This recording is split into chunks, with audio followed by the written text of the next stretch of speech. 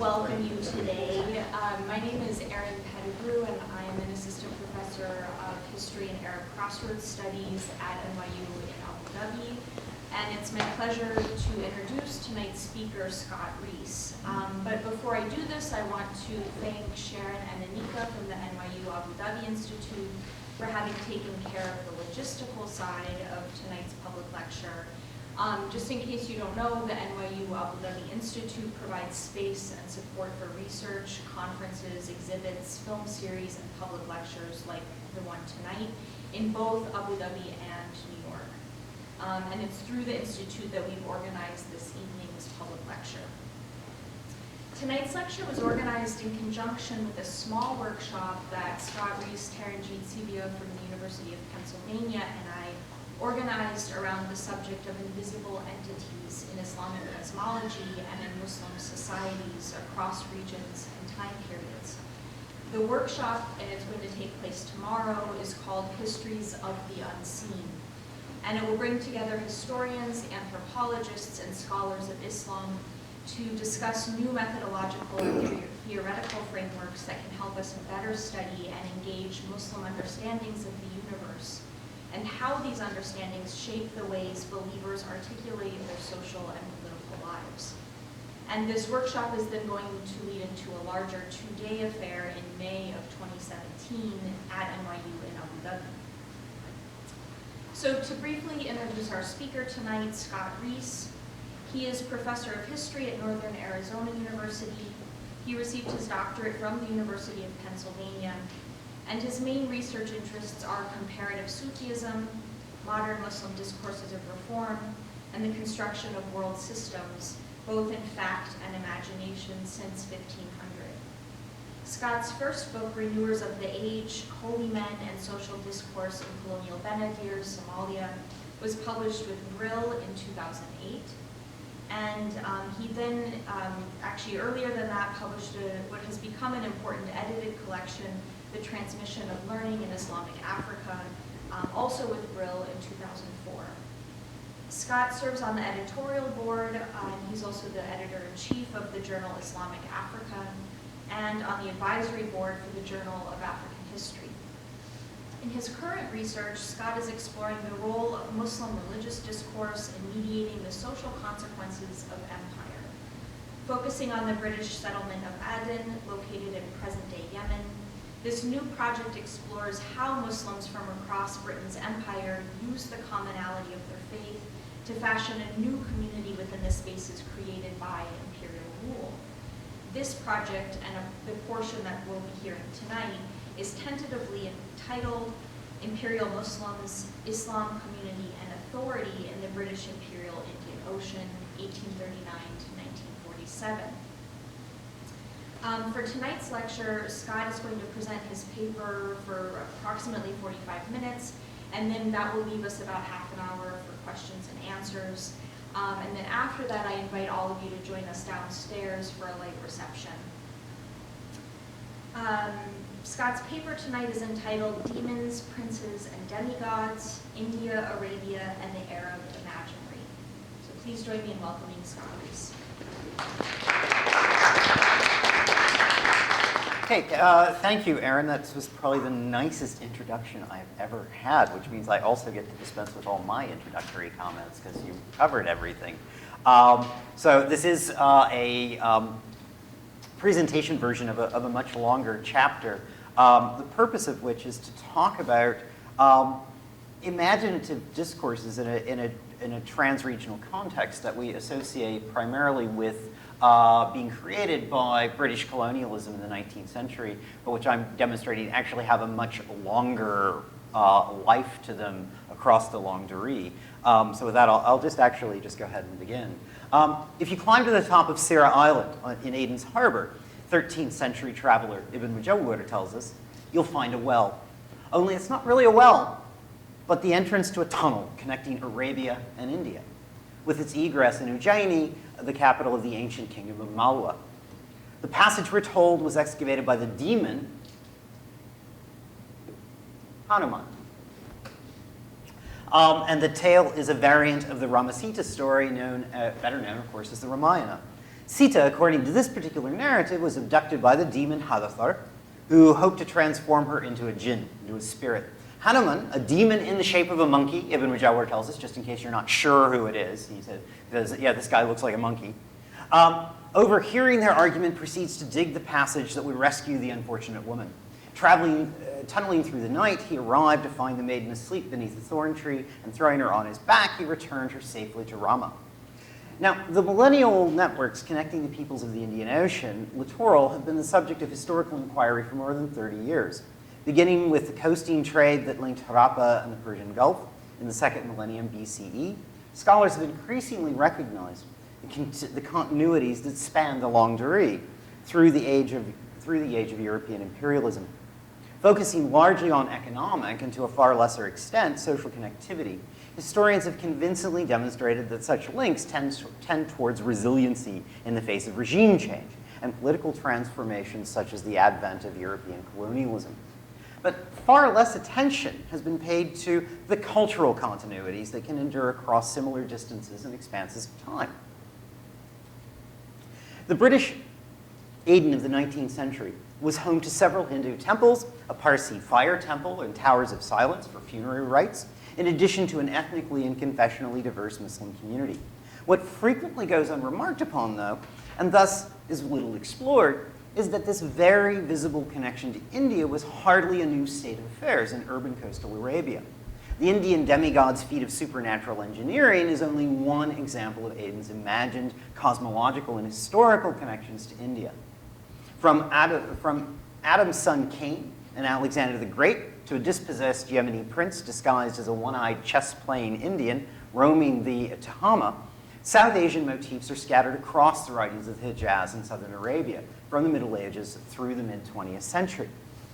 Now, rather than reiterating a well-worn narrative that positions Aden within the world of pre-modern Indian commerce, my goal this evening is to illuminate a certain imagined connectivity between South Asia and Arabia that spans the centuries before British rule, through the works of a number of authors ranging from the Middle Ages to the era of British colonialism. Each of these works engages with India as part of a larger narrative for an Arabic-speaking and reading audience. Certainly, as in the case of Ibn Mujawwar's Hanuman, such stories often conjure an enchanted India, a strange place full of monkey demons and 10-headed gods whose connection to Arabia is supernatural. In many other instances, however, we find narratives that, rather than exoticize, normalize the relationship between Arabia and India through intermarriage, genealogy, piety, and shared associations. Such accounts demonstrate the existence of a particular Indian Ocean imaginary fashioned by Arabian writers that lessen the distance between themselves and those living in India, predating the colonial era of the 19th and 20th centuries. Both fantastic and mundane, tales of India in Arabia and Arabs in India serve to bring the commonality shared by both into sharp relief. Far from static, it was also an association that we'll see evolved over time, accommodating itself to larger changing worldviews and realities.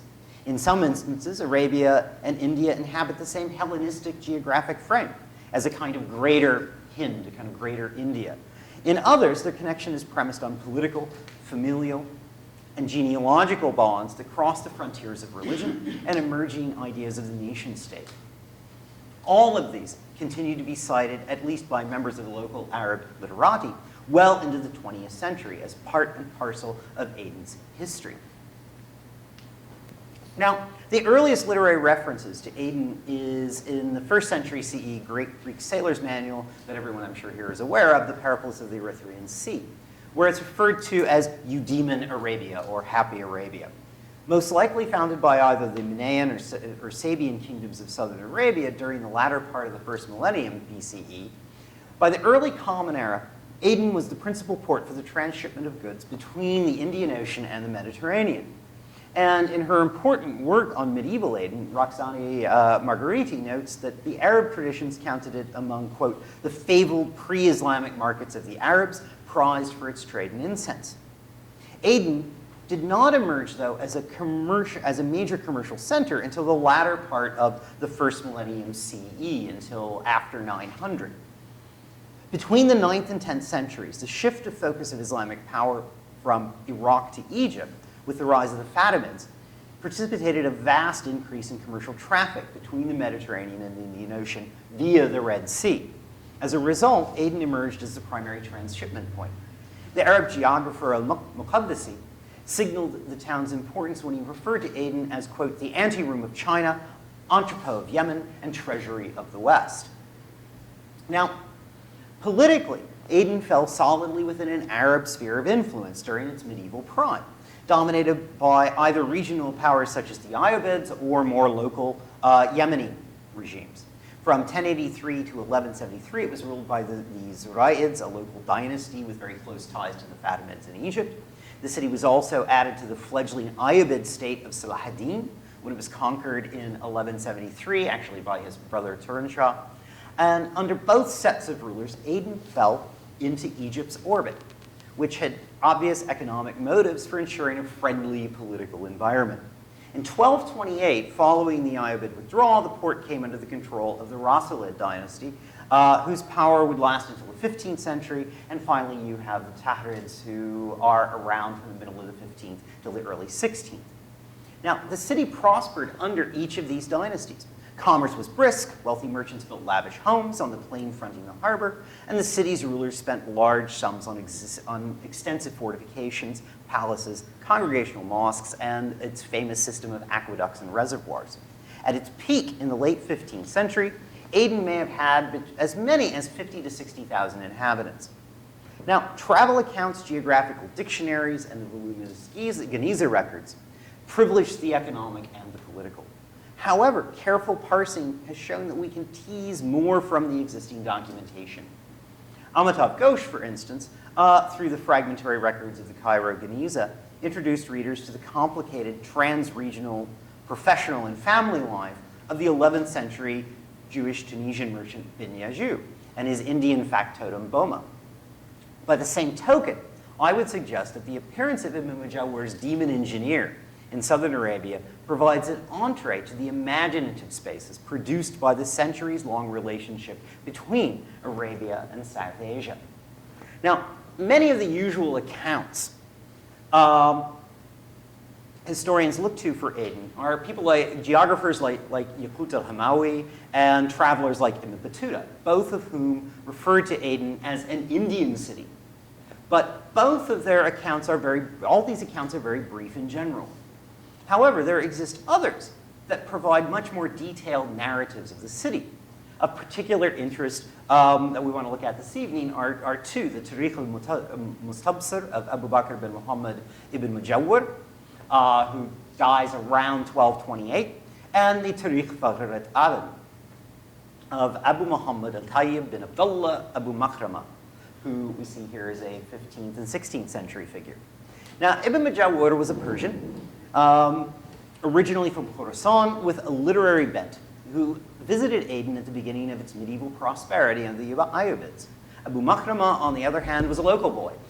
He was an Adeni who wrote in the 16th century as Portuguese as well as Ottoman ambitions began to impinge on the city's autonomy and fortune. While the chronicles of their own times, as histories, both works also self-consciously sought to fit Aden into broader temporal and, more importantly, geographic contexts. Now, Ibn Mujawwar's Tarikh is a wide-ranging work that is framed in large part as a typical rihla or travel account. As such, it provides detailed accounts of the routes of his travels, along with descriptions of the manners and customs and traditions of those he encountered. Like other narratives of this nature, he often includes meticulous sketches of economic and commercial life, particularly in relation to Aden proper, which he appears to have spent considerable time in. Unlike other works, however, Ibn Mujawwar sought to also make a contribution to what he called the discipline of historical topography, or fan al-tarikh, describing not only the places he visited, but also relating elements of a locale's past, especially its origins. So, for instance, we learn the historical etymology of the name of Mecca and the tribal origins of the oasis of Taif. In creating his narrative, the author occasionally resorted to the literary canon. The history of Mecca, for instance, is drawn in large measure from al-Faqihi's Tarikh al-Mecca. well, Alexander the Great's excavation of the Red Sea, and we'll come to that in a moment, is recounted from a local Yemeni textual source. But very often, Ibn Majawar enjoyed relating things from people he encountered on his travels. So, for example, we learn from a certain Ali bin Saleh al-Uquli of the 4 mountain fortresses in Yemen constructed by Solomon's workforce of jinn. By modern standards, it can be argued that Ibn Majawar is a suspect historian. He frequently provides incorrect dates, misidentifies individuals involved in key events, but by the same token, he possessed a predilection for relating the magical, supernatural, and actually the outright bizarre. He loves this stuff. It's throughout the entire text. So we learn, for example, that the Red Sea was in fact not a sea in ancient times, but excavated by Zul-Qarnayn, or Alexander the Great. Socotra, off the Arabian coast, was a land of sorcerers who could make their isle disappear at will. And he writes, according to the Indians, Aden was once used as a prison by the 10-headed jinn Das Sur. Now, Ibn Majawar's utility as an empirical source of history for Aden and its environs is, of course, questionable. However, given his use of locally produced written and oral sources, not to mention the fact that he's frequently thoughtful enough to tell his readers who he gets it from, the somewhat fantastic stories related by him provide us with insight into the imagined topography of Aden in relation to the wider Indian Ocean. In his discussion of Aden, Arabs and Arabia predominate only during the port's most recent history, beginning around the 12th century with the Zurayids. The more distant past, what we could refer to as the legendary, including its roots, is rooted in legend and places Aden within a much wider geographic frame of reference. One element of this mythological history was based, unsurprisingly, on pre-Islamic events recounted in the Quran and its exegetes. Ibn Majawar, however, expands this universe by pulling in stories from other traditions. The effect, on one hand, is to place Aden within a much larger sacred topography. More importantly, the use of the enchanted Aden that Ibn Majawar conjures up from both written and oral sources provides insight into the port as an inherently trans-regional locale that belonged to India, Africa, as well as Arabia. Now, Aden, Ibn Majawar tells his readers, was not always a city by the sea. From Suez to Aden, to beyond the mountains of Socotra, all was once a stretch of land, a desolate, dry valley, he tells us. That was until Alexander the Great, known in early Arabic circles as Zul-Qarnayn, suffering from the oppressive heat, dug out the southern end, allowing the waters of the sea to rush in as far north as Egypt.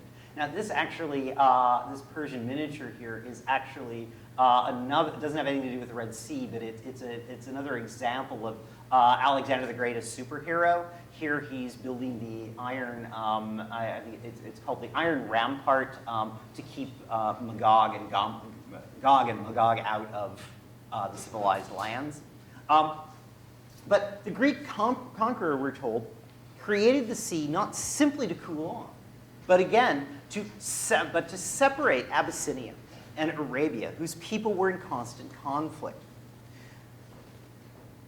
We want to separate the two, he declared, so that each knows its lord, each takes possession of its own territory, and there is an end among the people to domination and hostility. His efforts at terraforming, though, were not entirely successful. Despite the barriers, the Abyssinians would wade across the sea, both on horseback and on foot, to raid the land of the Arabs. One of the Arabs, therefore, built a fortress called El-Bid, and he extended a chain on the Arabian side opposite Abyssinia. Any ship arriving would pass alongside the chain until dues were paid, and it would then journey in whichever direction it wished. The fortress, we're told, remained in place until the era of the Aksumite invasion of the 6th century, when Abyssinian rulers of Zabid destroyed the fortress and removed the chain. Now, Ibn Majawar also linked Aden to the stone-worshipping tyrant Shaddad bin Ad, mentioned in the Quran. Shaddad, according to various commentaries, ruled much of Arabia from his capital, Iram Zat al-Imad, or the Pillars of Iram, a city of idolaters who defied the Arabian prophethood and ultimately were wiped out by Alexander's irrigation project. In order to supply the settlement with water, we're told, Shaddad had wells dug near Hejaz and then ordered 2 captive demons to excavate a water channel from the mountains to the coast, a task that took 70 years. When such time passed, we're told, Shaddad bin Ad began sending all those who had to be imprisoned to this place. He would imprison them there, and it remained used for that purpose until the latter part of the dynasty of the pharaohs, the rulers of Egypt. Now, Ibn Majawar points out that the tyrant's behavior was hardly unique. Indeed, he noted great rulers commonly used cities distant from the centers of power as places of exile or imprisonment.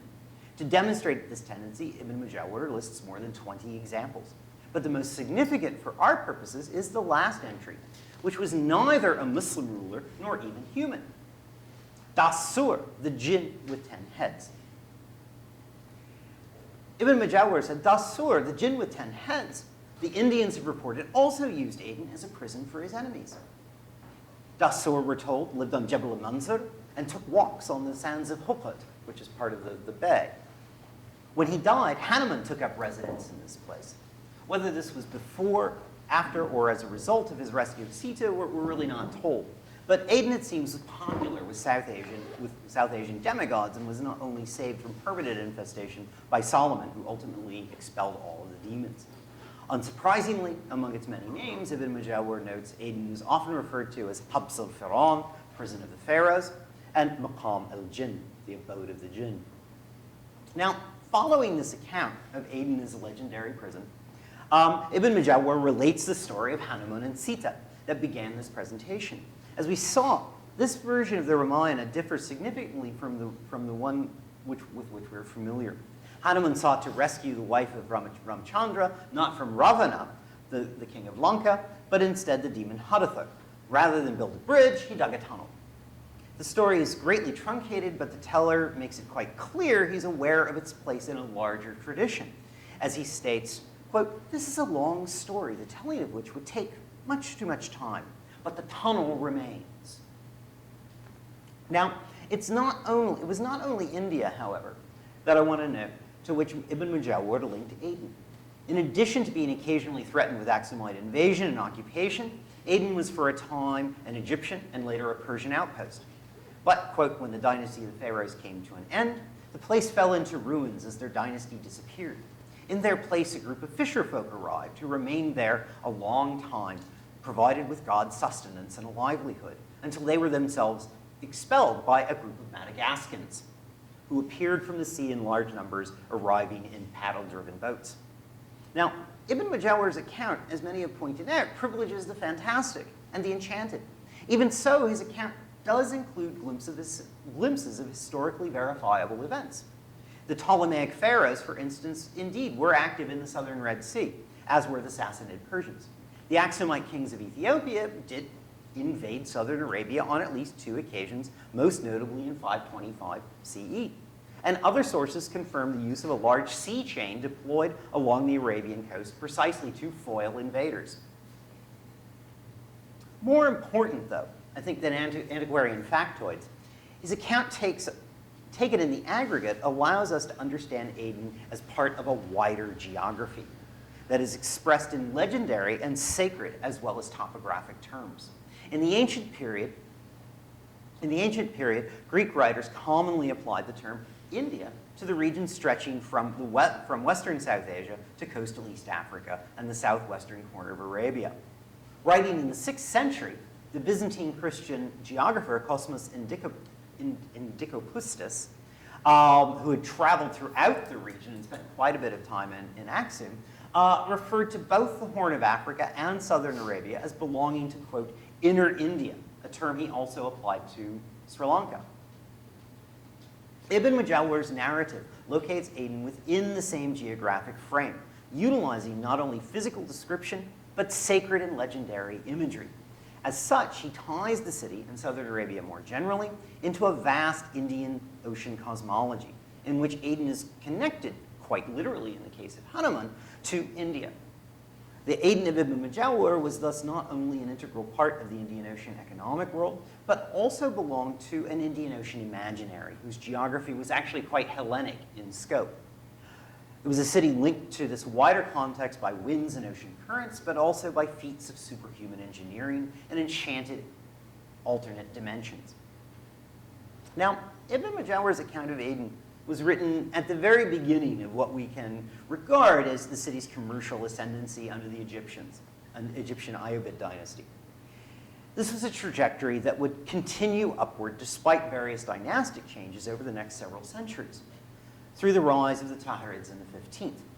Now, the principal text available for this latter period situates Aden within a broad imaginative canvas, similar to that painted by Ibn Majawwar, though the picture is more self-consciously Islamic by this time. Tarikh Thagrat Aden, a history of the port of Aden, was written by a local Adeni, Abu Muhammad al-Tayyib Abu Makramah. The author describes his work as part historical narrative drawn, quote, from the legends, tales, ancient literary works, poems, and other than these. And it's also part biographical dictionary with entries relating to prominent religious scholars, rulers, and merchants associated with the city. As a history, Abu Makramah provides copious descriptions of commercial practice and the critical role of merchants as patrons of the town's religious institutions. In addition, he also highlights the emerging conflict between the Portuguese and various Muslim powers of the Western Indian Ocean. Taken with other contemporary accounts, we can use Abu Makramah and others to recover the political travails of the city in a period of increasing instability. And indeed, this is part of the larger chapter in the book. Rather than the fulcrum upon which the connection between India and Arabia hinges, however, Aden is a place apart, endlessly besieged by hostile interests from the Arabian hinterland as well as from across the sea, who threaten the port's independence. Critically, however, while less important in defining Aden as a place, Abu Makramah's Tarikh reveals the continued importance of a wider Indian Ocean, especially South Asia, in the Arabian imagination. Now, like Ibn Majawwar, Abu Makramah's history begins by placing the city within a cosmological topography, albeit one that is, as I said, much more Islamic. He recounts the excavations of Alexander the Great that created the Red Sea, but omits the tales of captive demons, and Hanuman's feat of submarine engineering. Aden's founding, instead, is tied to Abrahamic myth, but with a South Asian twist. I think I'm one ahead here. No. But with a South Asian twist. It is said, Abu Makramah writes, that Cain, after he killed his brother Abel, in fear of his father, fled from the land of Hind to Aden. He and his people settled there on Mount Sirah. As he was devastated by the separation from his homeland, Iblis appeared to him and gave him things of distraction, such as flutes and things like it. And Cain was the first to use it. While not a demonic prison, Abu Makramah's Aden had an equally dark origin linked to the supernatural. It becomes the site of exile for the first homicide and introduction of the first wind instrument by Satan, regarded in the Quran as a symbol of moral degeneracy. Indeed, he related the city sat actually near, in another story, he relates that the city actually sits on kind of a gateway to hell, on top of a hell mouth, that could communicate with those consigned to the fire. Despite these rather dark associations, though, Abu Makramah depicts his hometown as a vibrant commercial and intellectual hub, attracting merchants and religious scholars from the central Islamic lands, as well as the Indian Ocean littoral. The Tarikh constructs a picture of a prosperous town, with numerous warehouses, well-built houses, and neat palm thatch huts. Unsurprisingly, the city was also home to numerous mosques, Sufi khanqahs, and shrines that attracted religious scholars, holy men, and pilgrims from across the central Islamic lands, as well as the wider Indian Ocean. But Abu Makramah was also at pains to portray Aden as a center of religious learning and sanctity. A number of sources, including Abu Makramah, contend that among the city's earliest mosques was one founded by Aban bin Uthman bin Affan, son of the third caliph. And he notes that Ahmad ibn Hanbal, eponymous founder of one of the four Sunni law schools, studied fiqh under the tutelage of the former son, al-Hakim. There were only two of them, these were only two of the most notable luminary scholars from as far afield as Egypt, Baghdad, Persia, and India, who traveled to Aden in order to drink knowledge from local founts of wisdom. Aden's most venerated wali, a guy named Sayyid Idrus, of course, was from Hadramaut. However, the town boasted numerous other friends of God who hailed from across the Ummah. There was, for instance, Ismail bin Abdul Malik al-Baghdadi, who once revealed the Ayat al-Kursi written in the divine light across Aden's sky, and was a frequent companion of Khidr. There was Rehan bin Abdullah al-Adani, an Ethiopian slave, known as the master of extraordinary miracles and authentic secrets, whose tomb was the site of a major ziyarah, or festival, by the 15th century. And Abu Surur Iqbal bin Abdullah al-Hindi, the slave of a prominent merchant who was, quote, wise in matters of religion, having learned the 7 modes of Quranic recitation. While Aden was certainly a center of commerce for Abu Makrama and others, it also reflected the diversity of the community of believers, with connections from Al-Andalus to Hind. Now, written during the first half of the 16th century, the social and political context of Abu Makrama's Aden was significantly different from that of his 13th century counterpart. The city was still a important commercial port, though its position of dominance was increasingly difficult to maintain. Through the first half of the century, Aden was threatened with Portuguese attack, Ottoman occupation, and an Arabian interior of the period that has been described as politically chaotic. Abu Makrama's history reflects all of these contemporary contexts. It's easy to imagine the arrival of the Portuguese in the Indian Ocean and their desire to dominate the luxury trade as having a chilling effect on Aden's prosperity. The list of commercial centers either destroyed or captured by the Portuguese in the 16th century is, of course, lengthy. Aden was no exception and was attacked by the Portuguese in 1513. This incursion hardly seemed crippling, however, however, it signaled the start of a conflict that would see Aden caught in between Portuguese and Ottoman interests for much of the 16th century.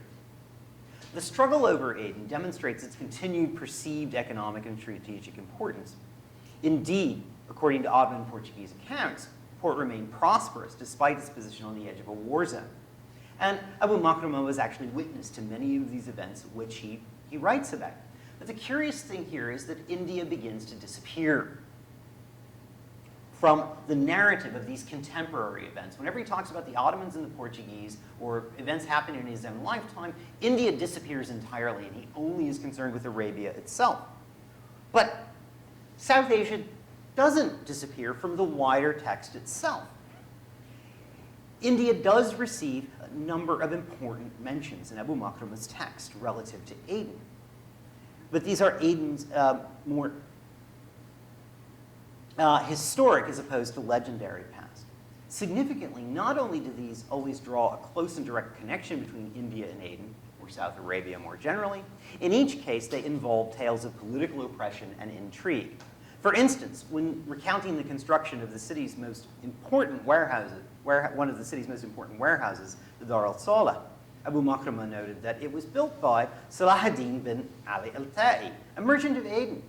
And when tyranny arose during the days of Nasr al-Ghassani, the merchants fled from Aden to Jeddah, Hind, and Malabar. And Salahuddin himself fled to Malabar, and the state confiscated his property.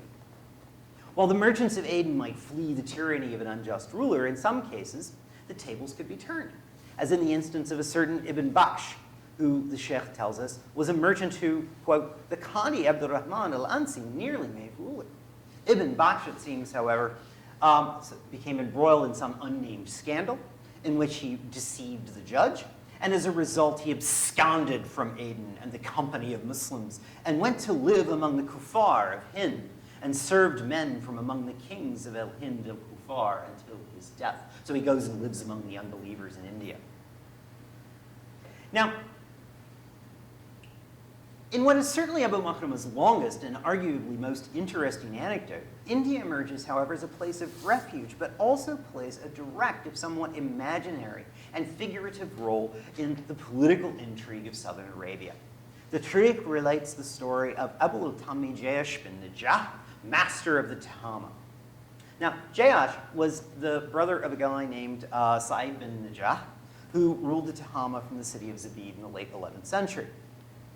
Sa'id was defeated and killed by the Fatimid-backed ruler of Sana'a in 1088, and Ja'ash was forced to flee for his life. After a brief stop in Aden, the young prince traveled to India with a small body of retainers, including his close advisor, Khalaf bin Abi Tahrir al-Amawi. In Hind, they encountered a fortune teller from Sarandib, from Ceylon, from Sri Lanka, who informed Ja'ash that ultimately he would not be deprived of his throne. Heartened by this prophecy, Ja'ash and his vizier Khalaf began to plot their return. Abu Makramah continues this story in Ja'ash's voice, apparently drawing this from a text of Ja'ash that is no longer seems extant. I purchased an Indian slave girl who became pregnant by me in Hind. Then I returned with her to Yemen, and she was 5 months along. When we arrived in Aden, I sent the vizier ahead of me to Zabid along the coast road and instructed him to seek his own safety and make known that I had died in India. Verily, he did. He hid the truth, preserving word of our arrival. I, in the meantime, ascended to Zul-Jibla, where I learned the state of al-Makram bin Ahmed al-Salahi, the usurper, who had, quote, become addicted to pleasure, and his body had become weak, and he left the affairs of state to his wife. Then I went down to Zabid and met with my vizier Khalaf, who informed me that I continued to have many supporters among my cousins and retainers, and they were in many towns and were ready to rise up on my behalf. So I adopted the costume of Hind, and I grew my fingernails and hair long and covered my eye with a black patch.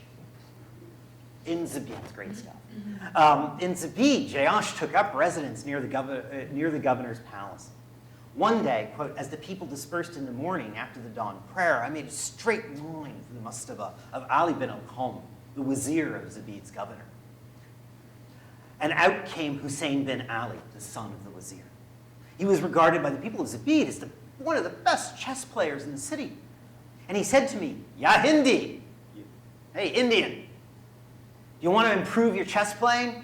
Yes, I replied, and so we played. But I beat him, and he lunged at me. He then told his father, and the latter replied, what is this? The only person who could ever beat you is Ja'ash bin Najah, and we know he died in India. With plot thickens. Ja'ash continued to bide his time while Khalaf the vizier gathered their forces until 5,000 spears were secreted in and around Zabid, awaiting the prince's orders. In the meantime, it was revealed to Ja'ash in a dream that his opportunity would come on the night his slave girl bride gave birth to his heir. The prince continued to play chess with Ali al-Qam and his son, Hussein, becoming a regular presence in their household. And Ja'ash is ultimately forced to reveal his identity in a dramatic fashion, of course, where he whips off his disguise. And rather than have him arrested, the vizier Ali pledges his loyalty to him and installs him in the royal residence, along with his Indian concubine, who was by this time in labor. That night, a son, Fatek, was born, and at a signal from Ja'ash, his supporters rose up in revolt. The governor was arrested, and Ja'ash was restored to the throne of the Tehama. When he died in 1104, the story notes, he was succeeded by Fatek, the son of the Indian concubine born on the night of the revolt. The tale of Prince Ja'ash is, of course, a rousing political narrative, but it also offers insight into the imaginative significance of India among Aden's intellectual and political elite. At its most basic, India represented a safe haven and political refuge for both merchants and political figures. The story also reveals a certain cultural familiarity, if not outright kinship, between Southern Arabia and India.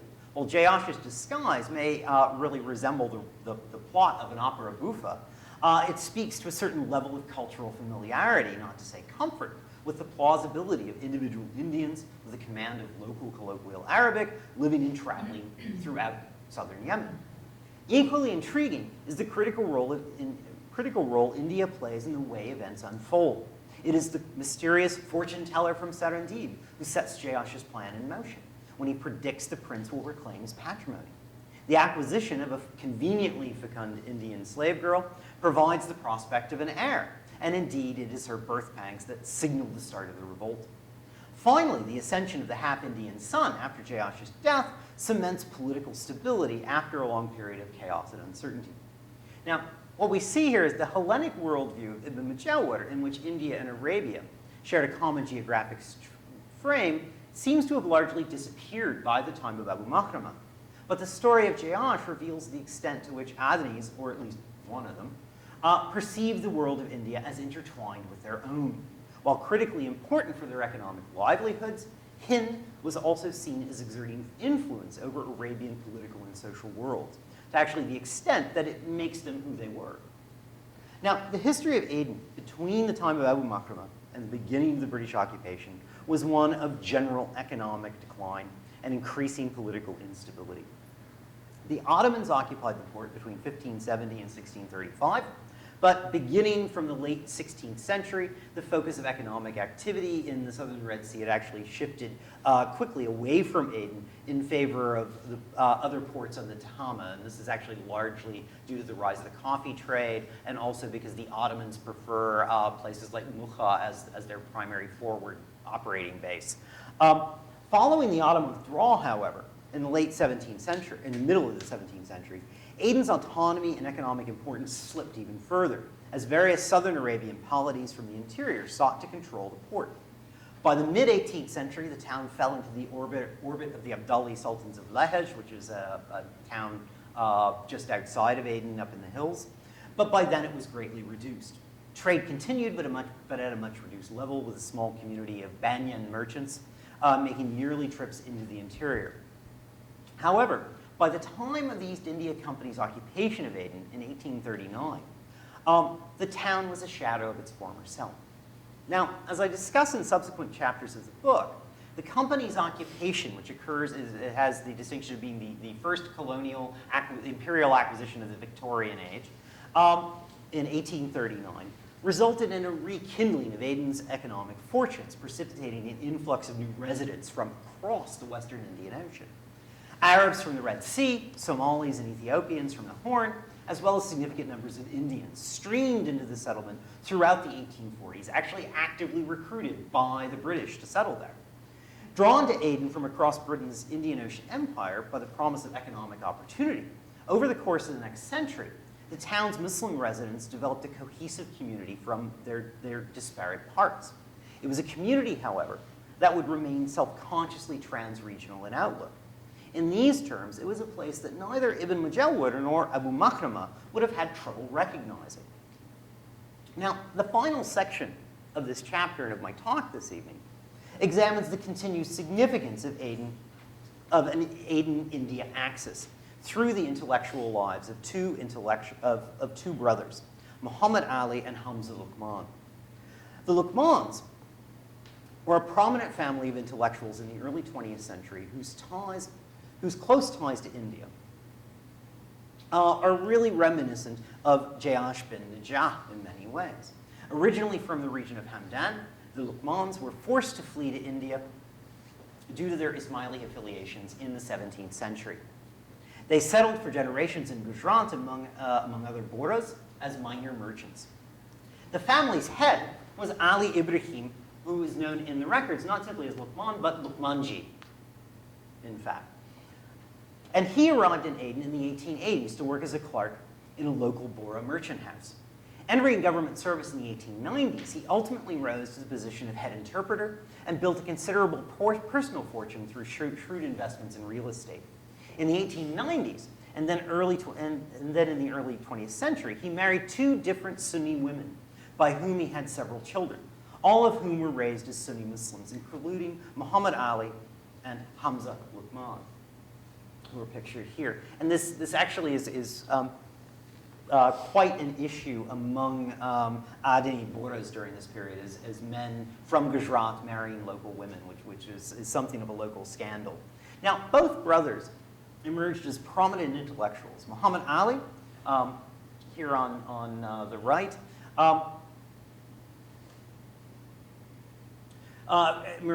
gained great prominence as a journalist and social reformer. Hamza as a teacher and historian. Although self-consciously identifying as Arab nationalists, both looked to links with India as an important element of both Aden's past and present. This final section looks at how their interactions with and portrayal of South Asia reveal a continued legacy of transcultural imagination.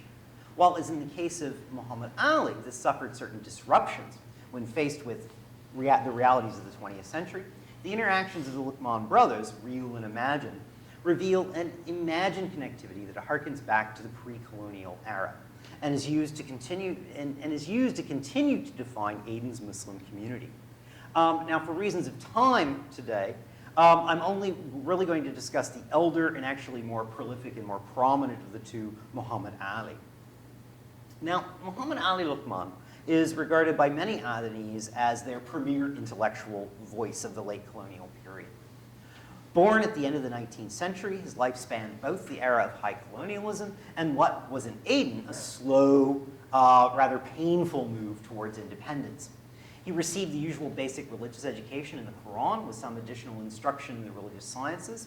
However, he was educated mainly at the Marist Brothers School in Aden.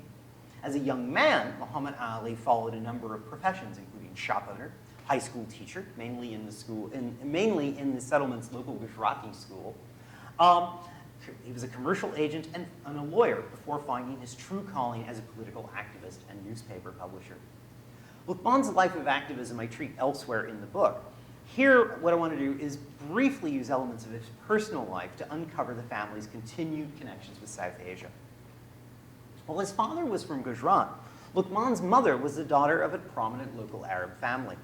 As I noted a moment ago, this was actually something that was not unusual among young Bohra male immigrants in Aden. And in fact, the leader of the local Bohra community, a certain Sheikh Arif, complained repeatedly to the authorities during the early 20th century about an epidemic of young men, young Gujarati Ismaili men marrying local Sunni women and being dragged into moral turpitude as a result.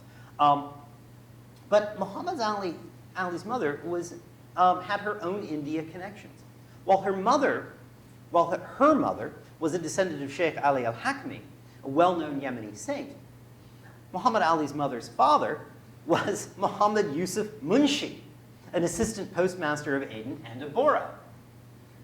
Muhammad Ali noted his grandfather had married 5 Arab wives, but most importantly, 2 Indians in Bombay, by whom he had 3 sons, one of whom was a medical doctor, while the others were prominent civil servants in Bombay and Kathiawar. On the paternal side, the Luqmans maintained equally close connections to family in India.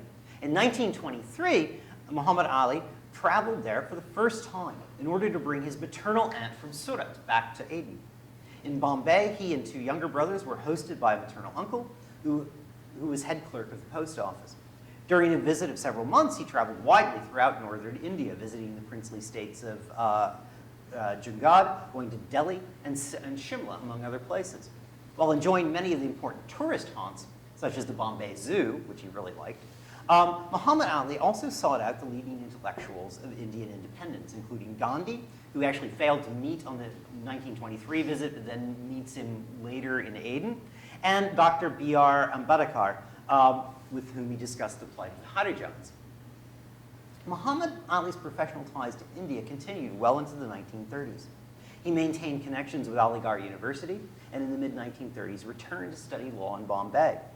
Luqman's trips to South Asia convinced him that Indian nationalist activities, along with their approach to modernization, could serve as a model for his fellow Adenese. This is especially apparent in a short story that he wrote in 1947 titled Kamla Devi. A lightly fictionalized account of his travels throughout the subcontinent in 1923 and then later in 1936, this story focuses on the plight of the people of the princely state of Balapur, who lived destitute lives under a despotic prince and corrupt police. The prince ultimately sees the error. Just to summarize the story very quickly, the prince sees the error of his ways through the sacrifice of a nationalist school teacher, the eponymous Kamla Devi, and he dedicates the remaining years of his life to improving the lot of his people. Now, what's interesting about this story is that in the introduction to the original Arabic version, Luqman advises his readers that while taking place in India, the tale should have resonance for the people of South Asia, of South Arabia. In their own time, he chided, society has become overcome by extravagance, greed, and other nonsense. If the people of Aden are to proceed along the path of advancement, it required sacrifice. And the story of Kamla Devi, therefore, holds a moral lesson and perhaps moral advice of which we should take account. Now, his enthusiasm for India should not be mistaken for naive romanticism. He remarked on numerous occasions of the presence of extreme poverty alongside imperial plenty and the disdain the rulers of the princely states had for their people. While an admirer of Gandhi, he was much more circumspect about other Indian nationalists residing in Aden. In his memoir, Muhammad Ali indicated that many of those who agitated against imperial rule were unsympathetic to Aden's desire for self-determination, dismissing such ideas as quote-unquote communal. Luqman was similarly disenchanted with supporters of the Caliphate movement, regarding their enthusiasm for the Ottoman Caliph as credulous at best. Indeed, although deeply connected to South Asia, Muhammad Ali Luqman, in print in any case, never represents himself or his family as anything but Arab. While resident in India for generations, he's always quick to point out the pure Arab character of his kin, even those still living in India who've never been in the Arab world. His maternal grandfather, he continuously notes, is the descendant of a famous sheikh, and that the ancestors of his fathers are from Hamdan. And he frequently refers to his wider maternal kin resident in India as Arabs. However, he himself demonstrates facility in Gujarati, obvious fondness for his Bombay and Gujarat-dwelling relatives, and the cultivation of close relationships with numerous Indian intellectuals, all of which seems to point not only to a very fluid notion of ethnic identity, but also the idea of an organic bond between India and South Arabia. Certainly, part of this connectivity was due to the structures of empire and the common cause he found with Indians in their anti-imperial struggles. However, these were also relationships that the Luqman family had cultivated with ease for generations. Tellingly, this was a relationship that would be disrupted rather than maintained by colonialism. Luqman wrote in 1928 that he, among others, established the Arab Reform Club in Crater in Sheikh Luqman, and a number of prominent Indian Muslim intellectuals were invited to actually join. Even though it's the Arab Reform Club, he invites all these Indian intellectuals to join, but they refuse, again declaring that, well, it's communal. It's not in the proper spirit of the times. And Muhammad Ali believed that such a stance ignored the unique nature of Aden, which needed to be protected. And he writes, finding that educated men of India and other parts of the world were not sympathetic, I decided to break with them and begin propagating Arab solidarity, and thus I became an Arab nationalist. It is, of course, ironic that it was European colonial notions of the ethno-nation state that seemed to disrupt the imagined social and cultural bonds between Southern Arabia and India.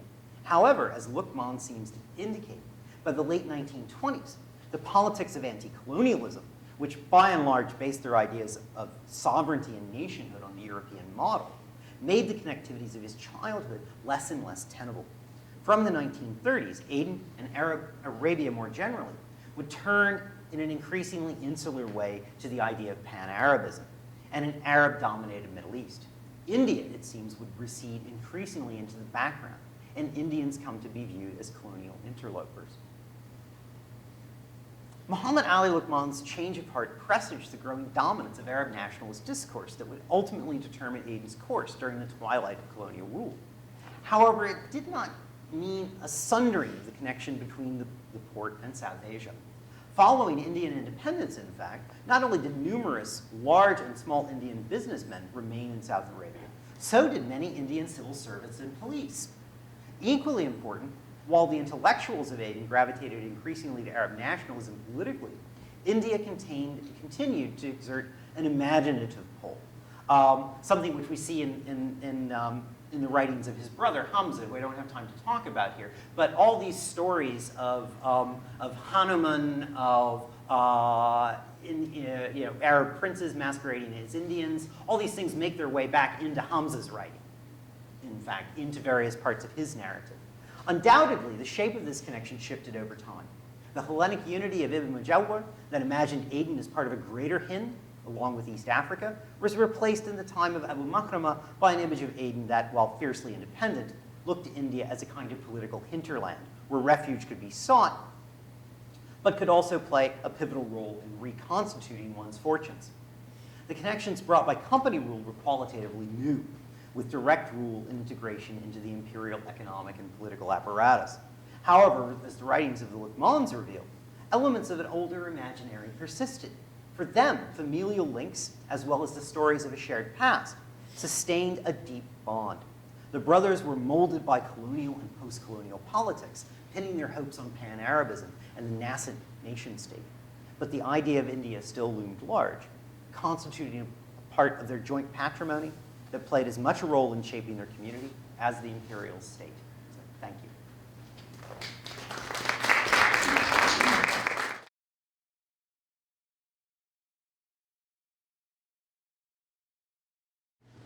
Well, we'll move on to the question and answer period, and Scott said he would field his own questions. Yeah, sure.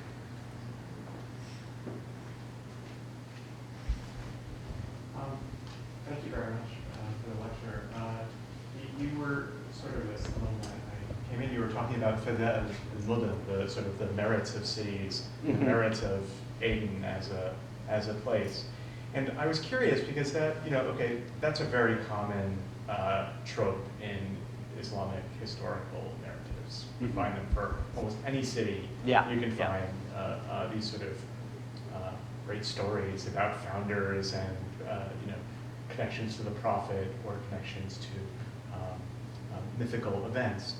In terms of Hind in that story, so India in that story, I've always, or one crucial moment for the development of Hind as an Islamic sort of place is an 18th century kind of flowering of Arabic literature when suddenly Hind becomes this place where you can attach all kinds of Islamic mythical stories suddenly get relocated to the Hind. And I was wondering, in your narrative, we've lost the 18th century, or where is the 18th century and all of that? Because that to me seemed like the moment when, or at least in my understanding of it, that's the moment where India becomes, the Fida of Hind becomes much more important, mainly because of the role of Indian scholars in the larger Islamic world.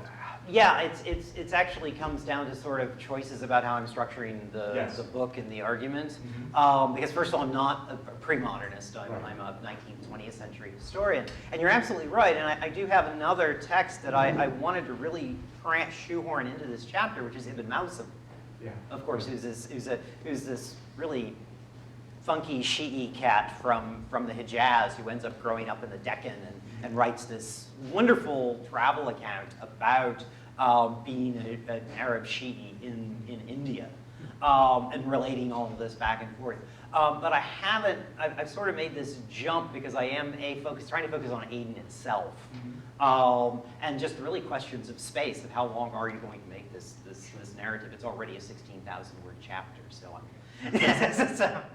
so choices have to be made. But I'm actually wanting to follow this up in a standalone article ultimately to talk about this imaginary in the pre-modern sense itself. But yeah, the reason why I've cut out the 18th century there is again largely because I want to focus on Aden rather than on just the wider imaginary, but how this feeds into a certain Adeni concept of self, because you see these stories popping up again in the 19th and the 20th centuries. So it's sort of a narrower focus to fit into the book as a whole, but also just you got to make choices in a matter of space.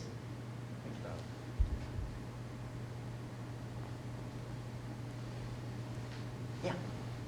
I was going to ask about the migration of these stories themselves. Are you seeing any of the same legends in texts written in India, how are you tracing the stories themselves?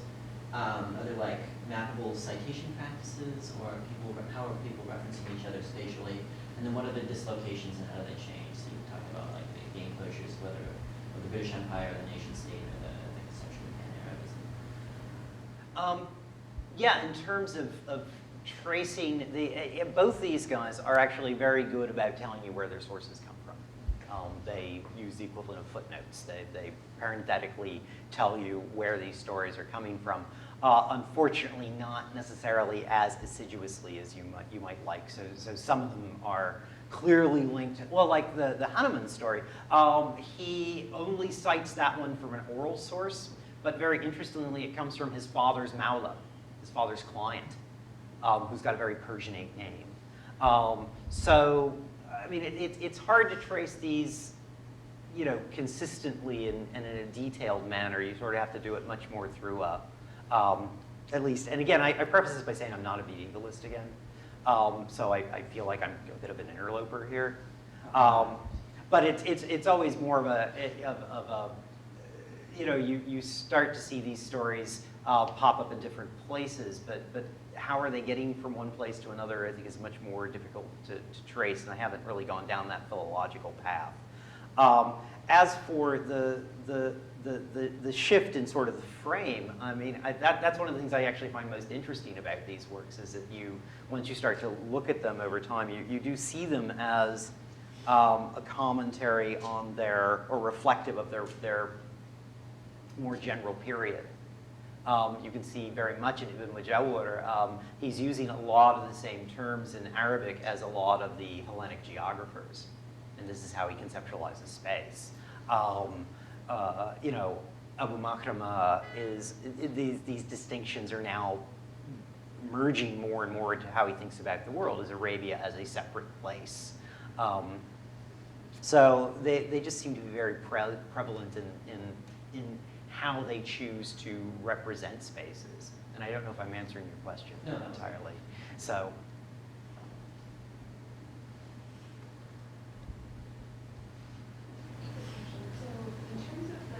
Could you speak up, please? In terms of the population breakdown of Aden, would you say that the subcontinental percentage is substantive enough that Mother Luqman would actually have an audience in the city? People who are actually, you know, in sort of the same situation, migrated into this part of, you know, Arabia, and maybe have the same sort of, can relate to his narrative. It certainly seems, is there a large enough Muslim South Asian population diaspora there that can relate to this story, these stories? It certainly seems so. It's complicated by the fact calculating the actual numbers of people from South Asia in Aden is actually much more difficult than it seems at first, even though, of course, the British are nuts about censuses, and they are taking them every 10 years, and you get very precise numbers.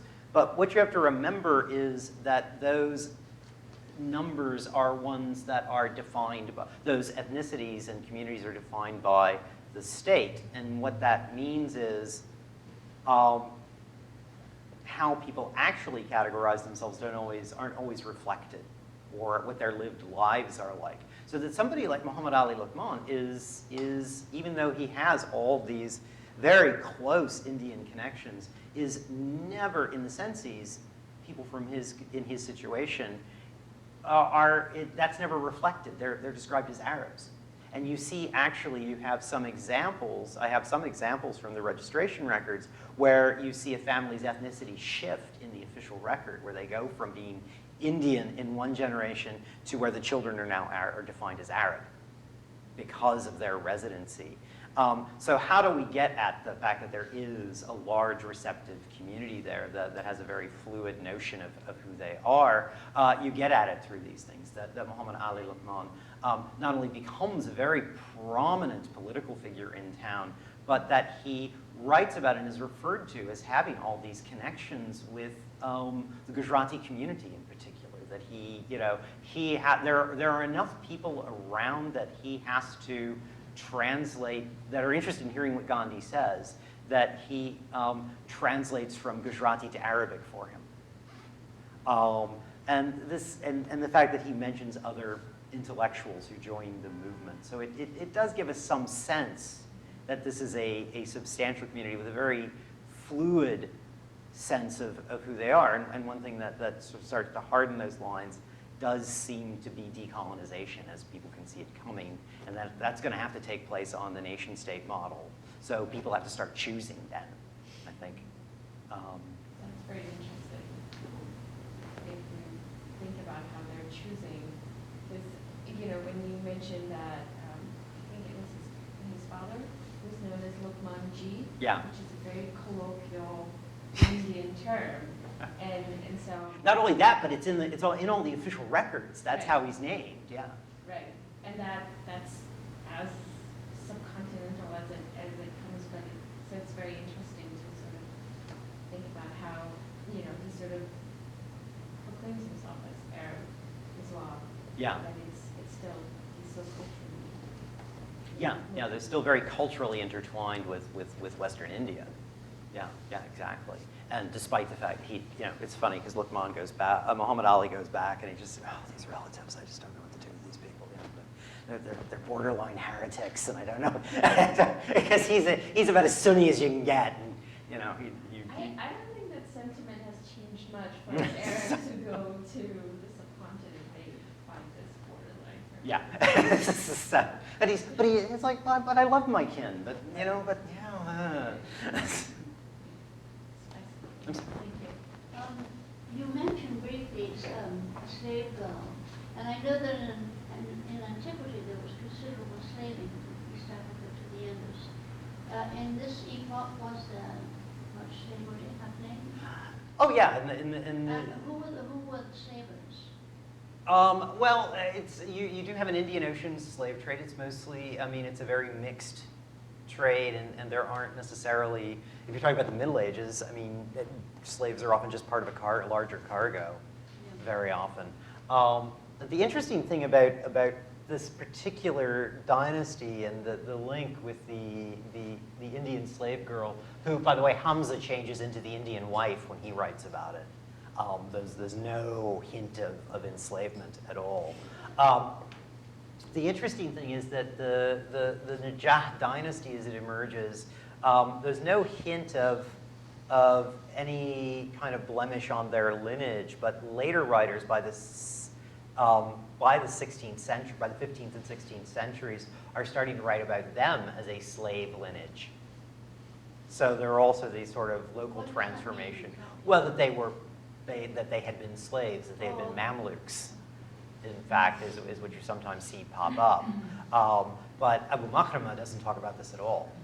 He quotes he draws his story apparently directly from Hejaz bin Najah's own commentary, which I haven't been able to find. I don't know, you seem to be pretty knowledgeable about these things. Do you? No, I know Omar al-Yemeni is a lot of where this material came from. Yeah. And the Sulaykids have their own sort of historical Yeah. stuff. Yeah, and Abu Makrama refers to a particular text by Hejaz, but I can't find it anywhere. So unfortunately. You said it was mixed. It wasn't just African slaves. There were slaves from other areas. Oh yeah. Oh, absolutely. This. From Arabia? Well, especially in the 11th century. You've got Amitav Ghosh's work on his book In an Antique Land, which revolves very much around an Indian slave of a Jewish merchant. So in fact, Indian slaves are actually quite prized in this period. They're often very trusted slaves and have privileged positions.